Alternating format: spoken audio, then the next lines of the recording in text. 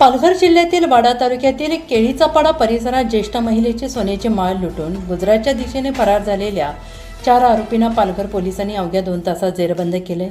72 वर्षीय भारती पाष्टे या 3 महिलांसह कंचाडकडे जाण्यासाठी रस्त्यावर उभ्या होत्या। यावेळी पांढऱ्या रंगाची इको गाडी त्यांच्याजवळ आली। कंचाडला सोडण्याच्या बहाण्याने आरोपींनी महिलांना गाडीत बसवलं। काही अंतर गेल्यानंतर आरोपींनी भारती पाष्टे यांच्या डोक्यात मारहाण केली। त्यांच्या गळ्यातील 1,70,000 रुपये किमतीची सोन्याची माळ जबरदस्तीने खेचली। त्यानंतर महिलेला गाडीतून बाहेर फेकून आरोपी गुजरातच्या दिशेने पसार झाले। या घटनेची माहिती मिळताच वाडा पोलीस ठाण्यात गुन्हा दाखल झालेला आहे।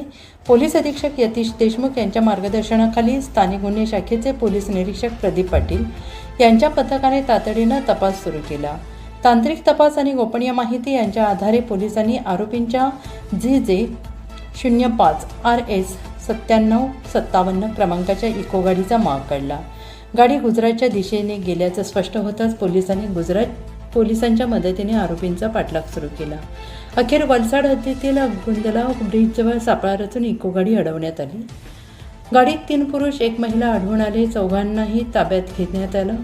आरोपींकडून 1,70,000 रुपये किमतीची सोन्याची माळ आणि गुन्ह्यात वापरलेली इको गाडी जप्त करण्यात आली। गुन्हा करून गुजरातच्या दिशेने पळालेल्या आरोपींना अवघ्या 2 तासात पकडण्यात आल्याने पालघर स्थानिक गुन्हे शाखेच्या कारवाईचं कौतुक होत आहे।